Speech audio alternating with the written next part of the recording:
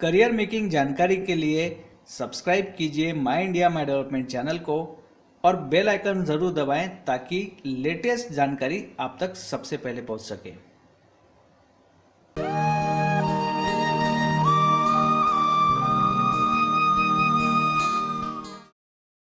जय हिंद दोस्तों, मेरा नाम है आशा शुक्ला और माई इंडिया माई डेवलपमेंट चैनल में आपका स्वागत है। दोस्तों, आज हम जानने आए हैं कि जैविक खेती किस प्रकार की जाती है और इसके लिए हम आज मिलने आए हैं कृषि भूषण मधुकर राव जी से मिलने आए हैं, मधुकर राव जी सरप से। और ये कानेरी सरप अकोला में रहते हैं। तो आज हम जानेंगे कि जैविक खेती किस प्रकार की जाती है और इनका एक्सपीरियंस इसमें कैसा है। ठीक है, तो सबसे पहले तो सर आपका हमारे चैनल पे स्वागत है। धन्यवाद। और कृषि भूषण ये उपाधि से आपको बराबर जो है, गवर्नमेंट द्वारा नवाजा गया है। हाँ। तो सर आप सबसे पहले तो आपके एक्सपीरियंस के बारे में बताइए। नहीं, अब मैं शुरू से किसान हूँ। मेरे पास 25 एकड़ खेती है जी। मगर 90 से 2000 के बीच में अच्छा।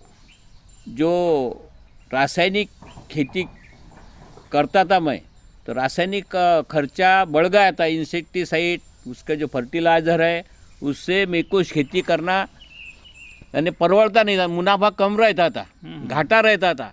तो मैंने उस पर से इलाज ये किया है कि भाई अपन क्या कर सकते कि अपना मुनाफा कैसा बढ़े। वही हिसाब से मैंने जैविक खेती करना चालू कर दिया है जी। जैविक खेती करने के वास्ते अपने पास देसी गाय होना ज़रूरी है। ओके। मेरे पास 25 एकड़ खेती है। मैं 2002 से जैविक खेती कर रहा हूँ। युवा रूरल नाम की एक संस्था है, वो उनका एक इंसाफ नाम का प्रोग्राम मेरे गांव में हुआ था। और जैविक खेती करने से क्या लाभ होता है, किसानों को कैसा लाभ होता है, उसमें वो मुझे मालूमात पड़ी। उसके बाद में मैंने हमारे अकोला ज़िले में डॉक्टर भवसाहेब पंजाबराव देशमुख कृषि विद्यापीठ है, कृषि विज्ञान केंद्र है, उनसे मालूमात करके जैविक खेती के बारे में मालूमात की कि वह जैविक खेती कैसी करना चाहिए। वही हिसाब से मैंने करना चालू किया। तो 2002 से मैं जैविक खेती कर रहा है। उसमें मुझे बहुत फ़ायदा हुआ। उसमें खर्चा कम आता है और मुनाफा ज़्यादा रहता है। ओके। और वो जो उससे जो अनाज निकलता है, तो अनाज एक विष मुक्त रहता है, उससे बीमारी होती नहीं और ज़मीन के पोत अच्छी बनती उससे। आज जो पर्यावरण का जो संतुलन बिगड़ गया है, जो बीमारी आ रही है, जो खेती पे बीमारी आ रही है, आदमी पे बीमारी आ रही है। आज पंजाब का उदाहरण देखेंगे तुम, तो पंजाब के अंदर स्पेशल कैंसर की एक रेल चल रही है। हाँ, बिल्कुल बिल्कुल। तो उसके ये फर्टिलाइज़र और इंसेक्टिसाइड के परिणाम हैं। इस वास्ते मैं किसानों को ये करूँगा कि आप कैसा भी करो लेकिन जैविक खेती करो। तो दोस्तों, यहाँ पे रासायनिक खेती के जो दुष्परिणाम है ये भी हम सबको यहाँ पर भुगतने पड़ते हैं। तो अगर एक नॉर्मल इंसान है या नॉर्मल किसान है जिसको जैविक खेती की तरफ बढ़ना है, तो उसकी शुरुआत उसने कैसी करनी चाहिए सर? शुरुआत उसने अपने खुद के यहाँ जानवर रखना चाहिए, देसी जानवर।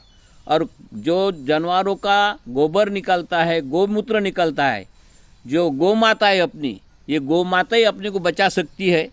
एक गौ माता अगर तुम्हारे पास रही तो तुम 20-25 एकड़ जैविक खेती आराम से अच्छी तरीके से कर सकती है। और मैं कर रहा हूँ।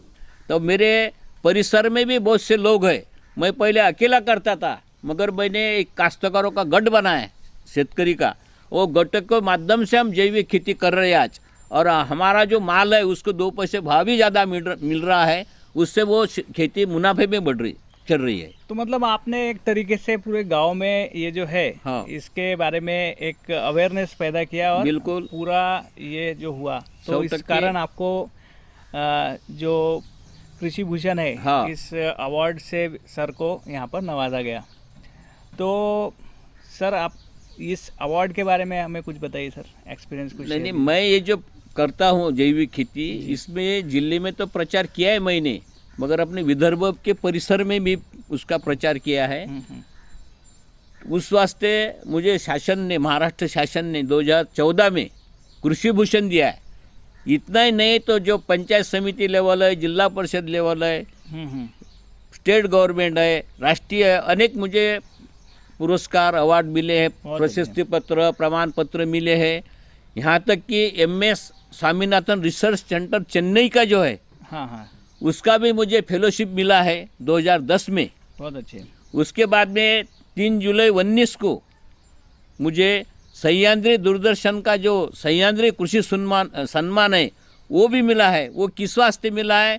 कृषि मालाचे पणन व्यवस्थापन, उसके बारे में उसको अवार्ड मिला है मुझे।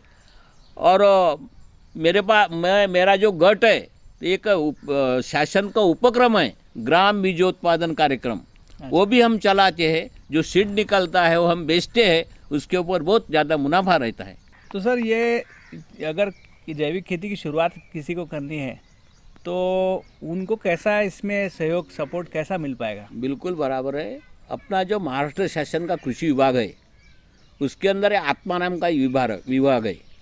उसमें तुम आप जाएंगे, उन अधिकारी से मिलेंगे, और वहाँ से नहीं तो अपना डॉक्टर भावसाहेब पंजाबराव देशमुख कृषि विद्यापीठ है, उसमें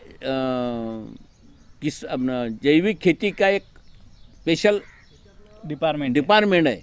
वहाँ से आपको मालूमात मिलेंगे। और अकेले के बजाय गट होके 10-10, 20-20 लोग होके अगर अपन कार्य करेंगे तो ये बहुत अच्छा रहेगा। ये करते वक्त मुझे कृषि विभाग, डॉक्टर भावसाहेब पंजाबराव देशमुख कृषि विद्यापीठ, बीज प्रमाणीकर यंत्रणा, इनका सब सहयोग मिल रहा है। और वो सहयोग के हिसाब से मैं मेरा कार्य कर रहा हूँ। मेरे अनेक प्रोग्राम आकाशवाणी के ऊपर भी हो गए। उसके भी मुझे प्रमाण पत्र बहुत से मिल चुके हैं। यहाँ पर शाम टीवी पर भी मेरी स्टोरी है, आप कभी भी देख सकते हैं, मधुकर सौरभ के नाम से।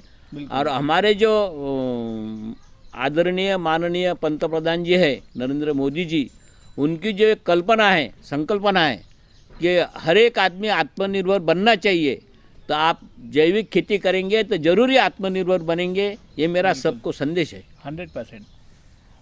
तो इस प्रकार से ये जो सपोर्ट है ये जैसे अभी महाराष्ट्र में आपने बताया, तो ये ऑल ओवर इंडिया में भी इस प्रकार आप वहाँ के जो लोकल जो होंगे वहाँ पे आप सपोर्ट करके इसका सपोर्ट ऑल ओवर इंडिया में मिल पाएगा?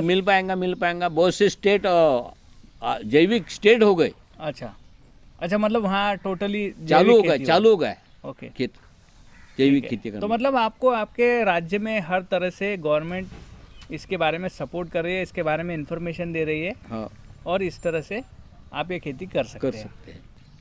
तो आप क्या क्या इसमें जैविक खेती के द्वारा क्या क्या जैविक खेती के में इसमें मैं सिर्फ कॉटन नहीं लगाता, उसके बाद में जो भी जवारी, उड़द, मूंग, तुअर, तिल्ली और रबी के अंदर गेहूं और चना, ये सब क्रॉप लेता। और उस पर प्रक्रिया करके मैं एक गुरुदेव शाह मंडल का भक्त भी हूँ। हमारे जो राष्ट्रसंत तुकडोजी महाराज है, उन्होंने उनकी जो ग्राम गीता है, उस ग्राम गीता में लिखा है उन्होंने, कच्चा माल मातीच्या भावे, विकतासी चौपटीने घ्यावे। क्या बात। मग जन कसे सुधारावे, पिकवून ते उपासी। इसका मतलब कि जो हमारे काश्तकार, जैविक जो काश्तकार है वो माल तैयार करते और डायरेक्ट बाजार में बेचते। उस पर अगर प्रोसेसिंग किया है, प्रक्रिया किया है, तो उसके ऊपर डबल टिबल फायदा उनको मुनाफा मिलता है। तो वो प्रक्रिया भी काश्तकारों ने करना चाहिए अपने माल पर, उस पर उनको 2 पैसे ज़्यादा मिल सकते हैं। तो सर इसमें अभी एक सबसे बड़ा प्रश्न ये उठता है कि जैसे इस जैविक खेती जो है इसका मार्केटिंग कैसा किया जाए, मतलब इसको कैसा? बहुत अच्छा सवाल है आपका। अभी जो ऑर्गेनिक जैविक का जो माल निकल रहा है, ये जैविक का माल लेने वाले ज़्यादा हो गए, उगाने वाले कम हो गए। अभी पूरी दुनिया के अंदर इसका तजुर्बा आ गया है कि जैविक ही अनाज खाना चाहिए। जैविक ही जो दूध है, अब मेरी गाड़ी है सर, मेरे गाड़ी के ऊपर मैंने लिखा है सेंद्रिय शेती काळाची गरज। काही लोक आम्हाला तिथं थांबवतात कि आम्हाला जैविक दूध द्या। हमारे यहाँ बच्चा छोटा, उनको दूध चाहिए, तो यहाँ से उसकी डिमांड हो गई। हाँ, मेरे घर में भी छोटा बच्चा है, तो उसके लिए हम नेचुरल जो है गाय है उसका ही दूध ढूंढते हैं। हाँ, और तो वो हिसाब से 2006 में मैंने मेरे कानेरी के अंदर ही उसका सेंद्रिय धान्य विक्री केंद्र वो चालू किया। वहाँ से मेरे प्रचार प्रसार बढ़ गया और मुझे लोग यहाँ तक कि पूरे अपने महाराष्ट्र में उसकी डिमांड है, मैं माल उनको भेजता हूँ। मैं भारतीय किसान संघ का एक जैविक प्रमुख हूँ। क्या हमारी जो भारतीय किसान संघ नाम की जो संगठन है वो राष्ट्रीय लेवल की है। हमारे जो जिन्होंने संगठन स्थापन की श्रद्धेय दत्तोपंत ठेंगड़ी जी है, और वो संगठन के माध्यम से मैं पूरे विदर्भ में, पूरे महाराष्ट्र में इसका कार्य कर रहा हूँ। मेरे ये कार्य की दखल मेरे यहाँ अनेक शास्त्रज्ञ, विदेशी लोग आकर गए, पत्रकार आकर गए। उन्होंने मेरे स्पॉट इंस्पेक्शन आके खुद देखा और उन्होंने विजिट किया पूरा। विजिट किया उन्होंने, और वो देख के वो खुश हो गए, समाधानी हो गए। यहाँ तक कि उन्होंने उनके कंट्री में उसके बारे में मुझे 1-2 बार बुलाया भी उन्होंने, आप हमारे यहाँ मार्गदर्शन करने को, और मैं जाऊँगा बुलाए तो उनको। तो हिसाब से अभी हमारे अकोला के अपने विदर्भ के अंदर डॉक्टर भाऊसाहेब पंजाबराव देशमुख जैविक मिशन चालू हो गया है। उसके अंदर उनके गट बनाना चालू है।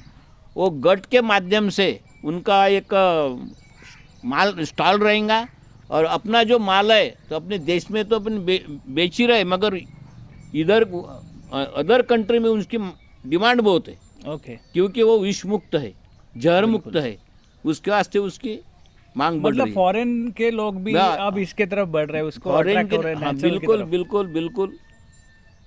और इसकी शुरुआत हमारे इंडिया से ही हुई, और हमारा भारत ही इसको लीड कर रहा है। लीड कर रहा है, बिल्कुल सही बात है आपकी। यानी अपन आत्मनिर्भर भारत की तरफ, कृषि प्रधान देश की तरफ वाकई में बढ़ रहे हैं। कृषि प्रधान तो देश है ही, लेकिन आत्मनिर्भर भारत बनने की अपन कोशिश कर रहे हैं। कोशिश कर जो हमारे और मोदी जी ने, नेचुरल जितना रहेगा तो आई होप आने वाले समय में अगर नेचुरल खेती की जाए तो वो ट्रेन भी जो कैंसर के वो बंद हो जाएंगे, बंद हो पंजाब में। जाएंगी, जरूर बंद हो जाएंगी, और वो करना ही पड़ेगा, नहीं तो अगली पीढ़ी अपने को माफ नहीं करेंगी। नहीं, वो बिल्कुल बोलेंगे नहीं। हमारे वास्ते कुछ भी नहीं रखा तुमने। तो दोस्तों इस प्रकार ये जो खेती है ये बहुत इम्पोर्टेंट है कि नेचुरल खेती किया जाना। आज जो हमने मधुकर राव जी से जानकारी ली, ये बहुत ही डिटेल में जानकारी है।